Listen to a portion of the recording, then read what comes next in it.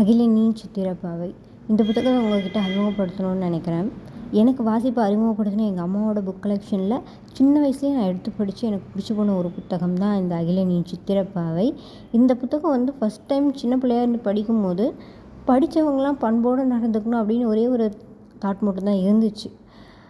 ஆனால் அதுக்கப்புறம் வளர்ந்ததுக்கப்புறம் அது படிக்கும்போது அதில் ஒரு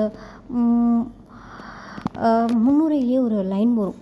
பொன்மானை தேடி ஓடுறது மாதிரி இந்த காலத்தில் மக்கள் வந்து காசுக்கு பின்னாடி போகிறாங்க அப்படிங்கிறது. அது வந்து அந்த மொத்த புத்தகத்தையுமே வந்து என்னை மீள்வாசிப்பு செய்யும்போது ஒரு புது டைமென்ஷனை ஓப்பன் பண்ண மாதிரி இருந்துச்சு. இந்த புத்தகம் வந்து தமிழில் முதல் ஞானபீட விருது பெற்ற ஒரு புத்தகம். இது ஜிகேல தான் நானும் தெரிஞ்சுக்கிட்டேன்.